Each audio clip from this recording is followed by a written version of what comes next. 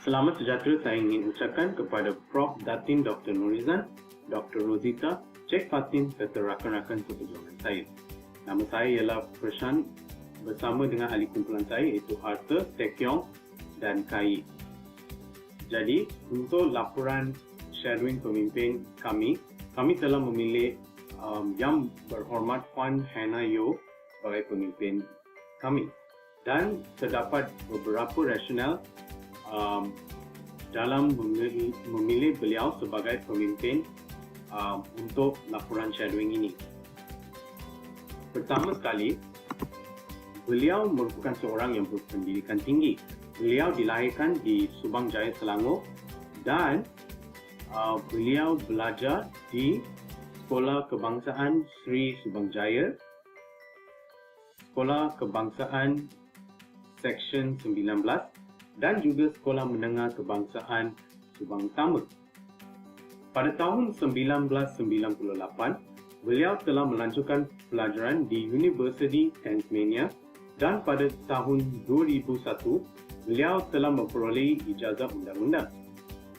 Selain itu, beliau juga merupakan teladan kepada rakyat. Hal ini demikian kerana beliau menjadi ahli Dewan Undangan Negeri bagi Subang Jaya. Pada tahun 21 Jun 2013, beliau menjadi speaker wanita yang pertama untuk Dewan Negeri Selangor dan yang paling muda iaitu 34 tahun. Seterusnya, beliau juga aktif dalam media sosial. Puan Hannah Yeoh menggunakan aplikasi seperti Twitter, Instagram dan Facebook untuk melaksanakan untuk memberi ucapan serta melaksanakan segala urusan beliau. Jadi laporan kita atas talian menjadi lebih senang dan beliau selalu menggunakan bahasa Inggeris dan bahasa Melayu dalam setiap ucapan beliau. Dan akhirnya sekali, beliau banyak membantu rakyat. Ini dapat dilihat dengan penubuhan pusat latihan berdikari, penubuhan fasiliti Anjong Singgah dan juga penubuhan aktiviti. Nama saya Arthur Isaac Thomas Sijim. Hari ini saya akan mengongsikan berkenaan ciri-ciri kepimpinan yang dipamerkan oleh Hannah Yeoh. Seperti yang kita semua tahu, Yeoh merupakan seorang penganut agama Kristen. Beliau tidak gentar untuk mengongsikan pengaruh serta impak agama dalam kehidupan pribadinya serta kembara politiknya. Pengaruh positif agama ke atas kembara politiknya jelas terpapar melalui pengimplementasian agenda yang membawa kebaikan kepada rakyat dan negara, serta penyelesaian konflik dalaman di dalam organisasi yang dipimpinnya. Seterusnya, Yeoh tidak meninggi diri walaupun berstatus tinggi. Kerendahan diri membolehkan beliau untuk memahami dan mengakui kekuatan serta kelemahan diri dan orang lain. Secara tidak langsung, berlakunya peningkatan nilai insannya dalam diri serta orang lain. Yeoh juga dikenali dengan kecekapannya dalam menguruskan keuangan. Beliau hanya menyalurkan dana kepada perkara tuntas sahaja yang dapat membawa kebaikan kepada rakyat dan negara. Yeoh amat terkenal dengan penentangannya yang keras terhadap pengamalan rasuah. Beliau sedar akan implikasi negatif yang tercetus akibat daripada rasuah.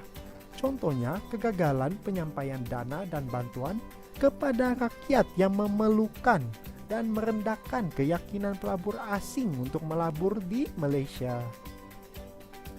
Selain itu, Yeoh menghargai faedah yang dibawa oleh pihak media di dalam perjuangan politiknya.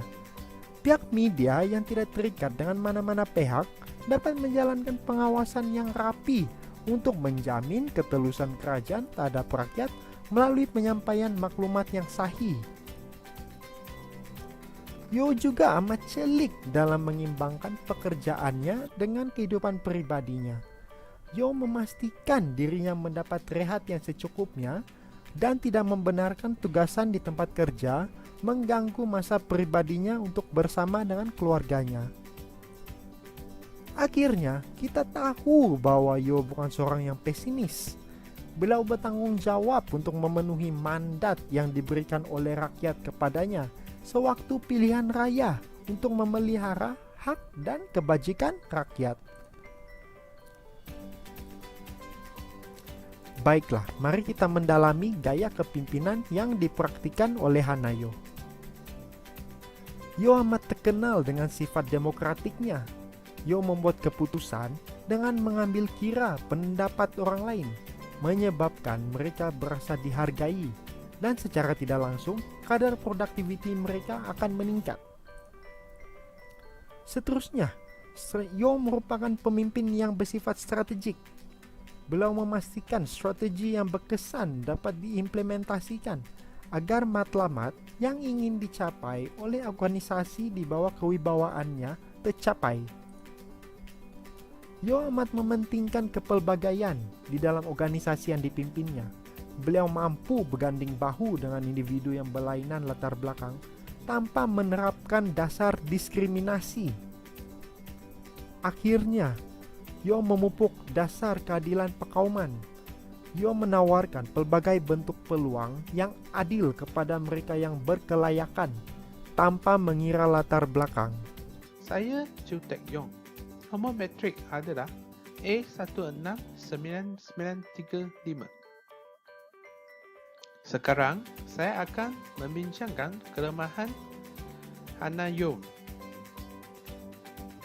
Dalam ucapan dan temu bual yang disertai oleh beliau kerap menggunakan perkataan pengisi seperti I think, you know, di waktu beliau mengambil masa untuk berehat sementara maupun di waktu keraguan.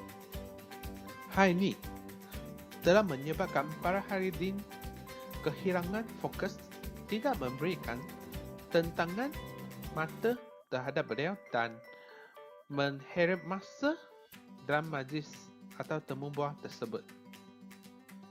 Pengamaran gaya kepimpinan demokratik menyebabkan masa yang lebih panjang diperlukan untuk memeterai sesuatu keputusan. Selain itu, Yon tidak bersifat sekular. Terdapat beberapa pihak yang mengambil peluang untuk cuba menjatuhkan beliau dengan menggunakan agama yang dipeluknya.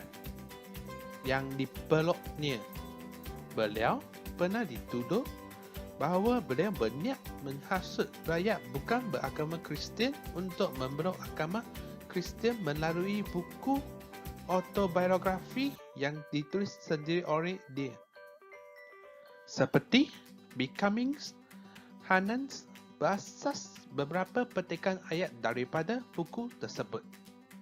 Beliau kemudiannya menjelaskan maksud petikan ayat tersebut secara terbuka dan menyangkal tuduhan-tuduhan yang telah dibuat ke atas dirinya. Selain itu, terdapat pihak yang cuba memberikan gambaran negatif ke atas diri beliau dengan mereka sebuah poster memaparkan wajah beliau serta beberapa simbolik penting di dalam agama Kristian bahawa beliau berniat untuk menghasut rakyat bukan beragama Kristian untuk memasuki agama Kristian. Beliau juga telah mempertahankan dirinya secara terbuka dan menerangkan kepada rakyat melalui media massa bahawa perbuatan sebegini adalah cubaan segelintir pihak untuk menjatuhkan beliau di dalam arena. Selamat sejahtera, nama saya Tan Kah Yi. Sekarang saya nak membentangkan kepenggunaan teknologi oleh Hanayo. Media sosial yang Hanayo mengguna ialah blog peribadi, Twitter, Facebook, Instagram dan YouTube. Bahasa yang beliau pakai untuk media sosial tersebut ialah bahasa Inggeris dan bahasa Melayu. Okay. Beliau juga memberikan nama yang sama untuk semua media sosial yang beliau pakai, iaitu Hanayo. Okay. Yang kiri tu ialah Facebook beliau dan yang kanan tu ialah Twitter. Okay. Kedua-dua media sosial tersebut beliau telah mendapat sekurang-kurangnya 300,000 pengikutnya. Okay, so beliau biasa pakai kedua-dua media sosial ini untuk mendedahkan sumbangan atau projek yang beliau telah lakukan untuk rakyat. Ataupun beliau juga guna kedua-dua media sosial tersebut untuk membantu rakyat menyuarakan suara rakyat. Okay, seterusnya yang kiri tu ialah Instagram beliau. Beliau telah mendapat 90,000 pengikut untuk Instagram lah. Dan yang Instagram ni dia lebih kepada mengkongsikan kehidupan harian beliau. Sebagai contohnya, beliau semasa PKP ni beliau telah membuat dalgona kopi untuk keluarganya lah. Dan beliau juga ada mengkongsikan bahawa pertama kali beliau membawa anak-anak mereka untuk keluar semasa PKP ni lah. Seterus beliau juga ada mendedahkan apa-apa politik untuk Instagram ni lah, tapi kurang sikit. Okay, seterusnya iaitu YouTube beliau. Yang untuk YouTube tu beliau tidak aktif untuk YouTube sebab dalam YouTube tu dia cuma dapat 6 video saja, iaitu semasa beliau untuk menyebarkan agenda politik beliau semasa pilihan raya. Dan dapat dilihatkan untuk YouTube beliau dia cuma dapat 200 lebih pengikut sajalah. Seterusnya yang terakhir ni ialah blog peribadi beliau. So untuk blog peribadi beliau kita boleh dapat lihat beliau meletakkan apa-apa perjuangan politik dan beliau juga mendedahkan isu-isu terkini untuk kita lah. So kita boleh pergi blog dia untuk lihat apa yang beliau lakukan untuk masyarakat kita. So yang perkara yang menarik ialah dalam blog peribadi beliau dia mempunyai satu ruangan khas, iaitu dia beliau telah meletakkan satu akaun pusat khidmat rakyat Hanayo, dan beliau telah menggalakkan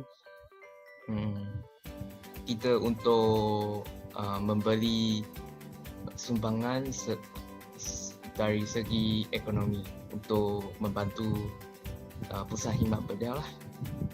So, okay, itu saja daripada saya. Dan terima kasih.